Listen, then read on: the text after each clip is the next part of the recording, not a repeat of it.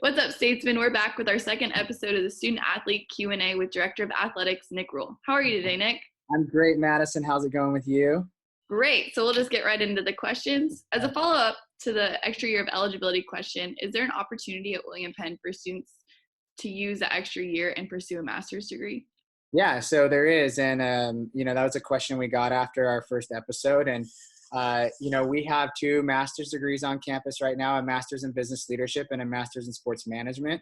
Our alumni of the undergrad program receive a loyalty scholarship. And so if a student athlete wants to use their extra year of eligibility, they would qualify for that scholarship as long as they're accepted in the program and have the educational requirements met. And I think that's a really great option. In some cases, it may not be the best idea to add another major or add a minor on. Having this master's degree option is going to be really great, and it's very affordable, especially with that discount. And so, if student athletes have a question about that, I provided all that information to the coaches, and of course, our admissions department has that information as well. So it's a great opportunity to extend or get a higher degree. And it just pads the resume for the future. And then you can use that extra year of eligibility as well. That's awesome. As you know, mental health is a huge topic right now. What mental health resources exist for student athletes during this unusual time and circumstance? Yeah, so our student services department, headed by Dean of Students Heidi Scholes, obviously we have a mental health therapist on campus, Tyne Smith, and she's just phenomenal, just an incredible person. She is continuing to do her sessions with student athletes, or all students, and of course student athletes. And so you can sign up the normal way that she's done that through, I think, Calendarify. And she's doing those via Zoom now. She's also continuing, I believe, those weekly sessions that she's been doing. So as far as the opportunities that were available on campus for mental health, those continue with Tyne, and so I would just encourage any students to reach out to her. In addition, your group, the Association of Student Athletes, has intentionally through social media reached out to students and provided your guys' contact information, including mine as well, if anyone just needs to talk.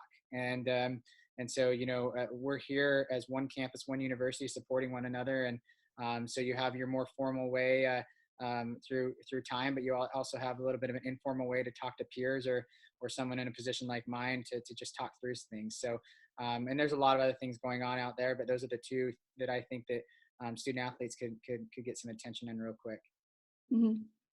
What does the future look like for the department in the next 3 months? Yeah, we're planning for the fall. There's been some good, some encouraging news on professional sporting events getting rescheduled to the summer. So that shows us that, this flattening the curve and this approach that the country's taking is going to, help us be able to come back to a sense of normalcy soon. And so we're planning for the fall. We're still working hard recruiting. We're reaching out to our current student athletes and those that we're recruiting and just asking how everyone's doing. We're just being there for one another. That's what a family is all about. And so, we're also continuing to pay attention to information on COVID-19 and how things like that change. But I'm very optimistic, and we're getting schedules together. In fact, today I was working on soccer, football, and women's volleyball, and just seeing how that all fits together for our operations team. And our athletic operations team is meeting tomorrow to start planning promotions and things like that. So, it's just, we got to continue to work, and we got to continue to be prepared for when things return to a sense of normal. What advice would you give student athletes during this time? Yeah, in this era right now that we have with all this uncertainty, it's really, really important for all students and just people from all walks of life to be intentionally positive. Now more than ever before, it's really important to try to focus on the good and focus on good things that are going on. When you watch the news and cable news media and those, they make money off of inciting fear. And so if you turn on the news, you're going to feel like the world is falling apart, and it's a tough time out there. Let's call it like it is. But there are a lot of great stories as well. And so I would challenge our student athletes and our staff and just anyone that watches this to find the good that's going on and gives hope for the world. And And then, work hard to invest in yourself, right? Continue to work hard in classes, but also continue to find things that make you smile.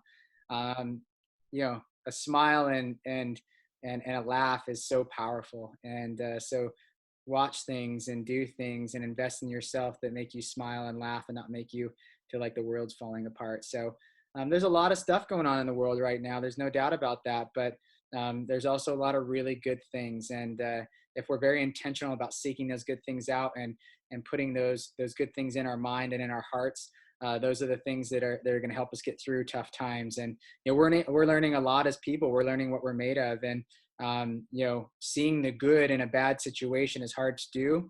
But those that see the good and the opportunity in the situation to make themselves even better are going to get through this odd time in our lives in a more proficient way. So it's just really about what you're exposing yourself to, and I would encourage people to be cognizant of what's going on, but also don't let the fear change your life. We have to continue to live. Yep, most definitely staying positive. Well, thank you again for your time, Nick. We look forward to the next episode. Sounds good. Thanks, Madison.